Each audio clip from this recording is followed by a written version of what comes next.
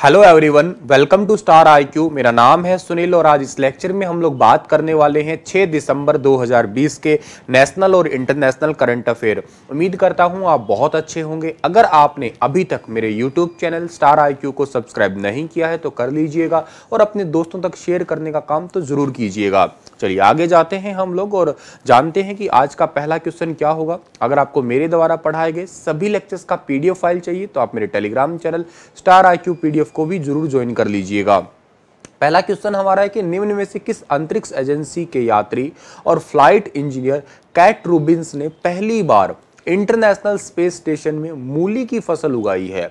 अभी ये जमीन पे तो उगा नहीं रहे हैं, अंतरिक्ष में जरूर उगा रहे हैं। चलिए उगाइए, कोई बात नहीं, राजी कर रहिएगा थोड़ा। फ्लाइट इंजीनियर कैट रूबिन्स ने पहली बार इंटरनेशनल स्पेस स्टेशन में मूली उगाई है। ये कौन से अंतरिक्ष एजेंसी है? ये है भाई अमेरिका की, जिसका नाम क्या है? नासा है। ठीक है, नासा स्पेस एजेंसी आप सभी अच्छे से जानते होंगे।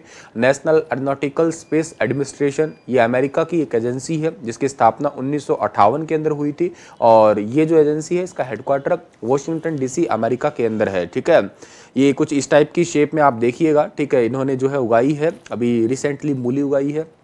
अगर मैं बात करता हूं तो इन्होंने मूली के 20 पौधों को पैक कर 2021 में पृथ्वी पर लाने के लिए कोल्ड स्टोरेज में रख दिया है और नासा के इस एक्सपेरिमेंट का नाम प्लांट हैबिटेट 02 रखा गया है। तो आपके पेपर के पॉइंट ऑफ व्यू से ये लाइन थोड़ी इंपॉर्टेंट हो सकती है कि जो नासा ने मूली उगाई है जो अंतरिक्ष स्टेशन के अंदर, तो उस जो अभियान है उसका नाम क्या रखा है या उस एक्सपेरिमेंट का नाम क्या रखा है? उसका नाम है प्लांट हैबिटेट 02। ये बात आपको याद रखनी है इस वाले क्वेश्चन से। आगे जाते हैं हम लोग। अगला क्वेश्चन हमारा होगा कि इनमें से किस राज्य की कैबिनेट ने जाति आधारित नामों वाली सभी आवासीय कॉलोनियों का नाम बदलने के प्रस्ताव को मंजूरी दे दी?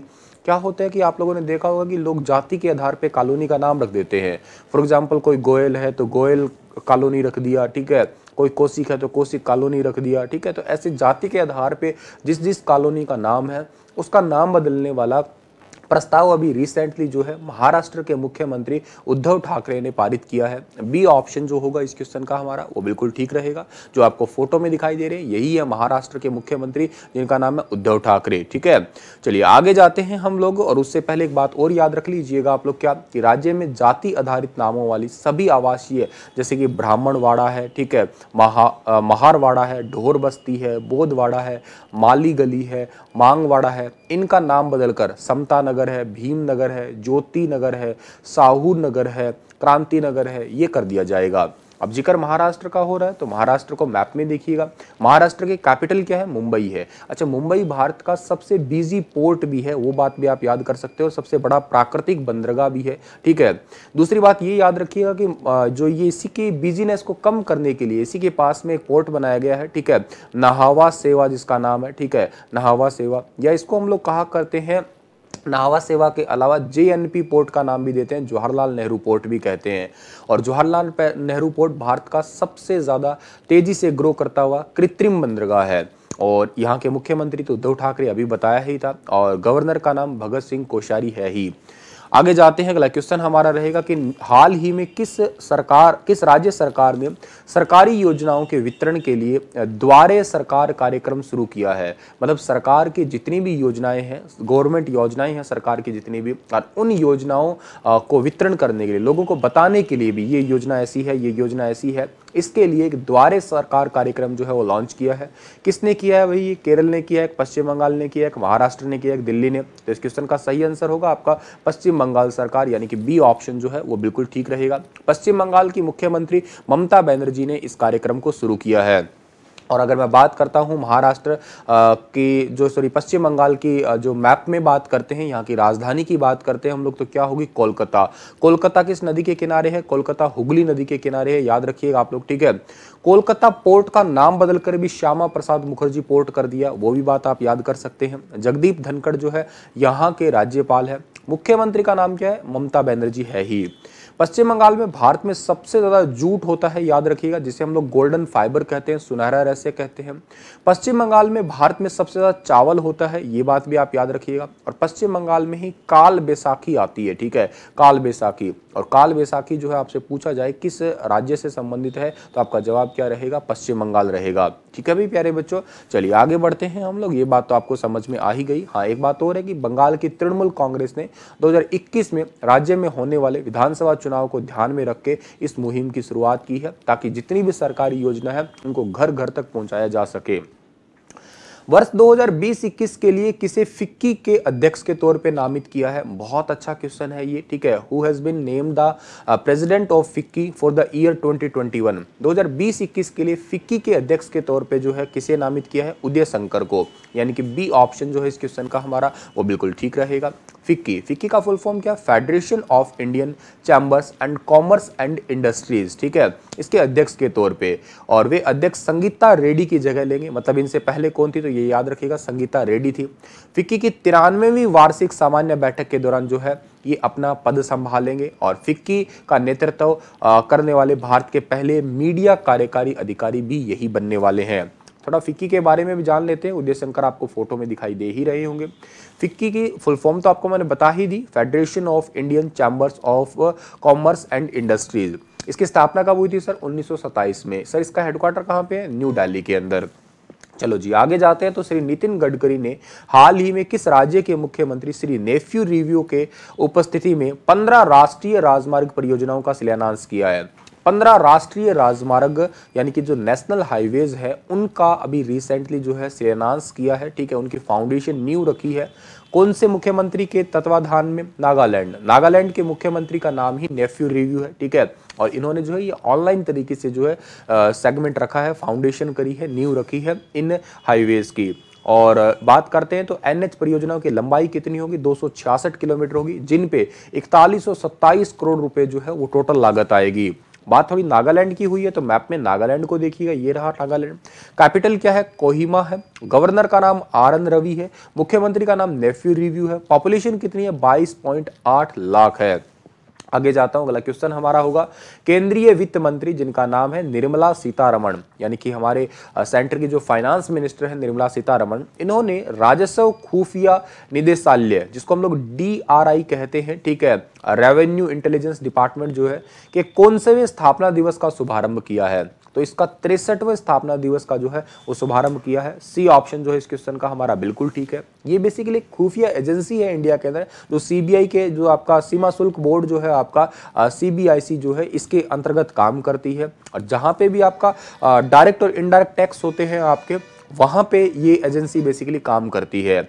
और इस एजेंसी की थोड़ी सी बात कर रहे हैं हम लोग, तो इस एजेंसी की स्थापना हुई थी 4 दिसंबर 1957 को। हेडक्वार्टर कहाँ पे है? न्यू दिल्ली के अंदर। और एजेंसी एग्जीक्यूटिव का नाम क्या है? ब्लेस कुमार है। ये बात भी आप याद रखिएगा। आगे जाते हैं, अगला क्वेश्चन हमारा होगा निम्न में से किस महासागर की पूर्वी क्षेत्र में रूसी फेडरेशन नेवी और भारतीय नौसेना के बीच में पेसेज अभ्यास, ये थोड़े इंपॉर्टेंट होते हैं, ये अभ्यास जो एक्सरसाइज होती है आपकी इंपॉर्टेंट होती है, और ये नेवी एक्सरसाइज हुई है। तो पेसेज एक्सरसाइज हुई है कहाँ पे? हिंद महासागर में। इंडियन जो आपका ओशंस है इसके अंदर हुई है ये, तो सी ऑप्शन सही रहेगा हमारा इसका, ठीक है। और इस पेसेज अभ्यास में जो है फेडरेशन नेवी की जो है मिसाइल क्रूजर वरियाग, बड़ा पनडुब्बी रोधी जहाज और के क्या साथ में है एडमिरल जो है एक आपके मध्यम दूरी की टैंकर पेंचिंगा, इनको शामिल किया गया है। मतलब ये वेपन्स है और इन पे जो है पहली बार, मतलब देखो बन तो जाते हैं मैपल, इनका क्या करते हैं जब प्रैक्टिस करते हैं, इनका यूज कहाँ करते हैं? जब प्रैक्टिस करते हैं, अभ्यास किया जाता है। तो अभी रिसेंटली हिंद महासागर में जो है क्रूजर वरियाग जो है पनडुब्बी रोधी जहाज जो की है, और के साथ में जो है टैंकर पंचेगा, इनका यूज किया गया है। आगे जाता हूं, अगला क्वेश्चन हमारा कि भारतीय मूल की कितनी वर्षीय अमेरिकी गीतांजलि राव को टाइम मैगजीन ने किड ऑफ द ईयर चुना है? इंपॉर्टेंट क्वेश्चन है, मोस्ट इंपॉर्टेंट क्वेश्चन है। गीतांजलि राव को जो है kid of the year time magazine द्वारा चुना गया है। ये केवल 15 साल की है। बी ऑप्शन सही है इस क्वेश्चन का हमारा, जो आपको फोटो में दिखाई दे रही है यही है गीतांजलि राव। और टाइम मैगजीन ने साइंटिस्ट और इन्वेंटर बताया है इन्हें। मैगजीन में पहली बार इस कैटेगरी में किसी को चुना है, ठीक है। गीतांजलि ने पीने के पानी में प्रदूषण को रोकने, अफीम की लत छुड़ाने और साइबर बुलिंग को रोकने के लिए शानदार कार्य किया है, इस वजह से इन्हें चुना गया है। इतनी बात आपको याद रखनी है इस वाले क्वेश्चन से। निम्न में से किसके पिता के रूप में बहुत ही फेमस रहे भारत में जन्मे अमेरिका के भौतिक विज्ञानी नरेंद्र सिंह कंपानी का निधन हो गया? नरेंद्र कपानी का निधन हो गया, ये फाइबर ऑप्टिक्स के पिता कहलाते थे, ठीक है। ए ऑप्शन सही है इस क्वेश्चन का हमारा। ऑप्टिकल फाइबर आप अच्छे से जानते ही हो। और पंजाब के मोगा में सिख परिवार में जन्मे थे नरेंद्र सिंह कंपानी, और पीएचडी के लिए लंदन जाने से पहले आगरा यूनिवर्सिटी में शिक्षा ली थी।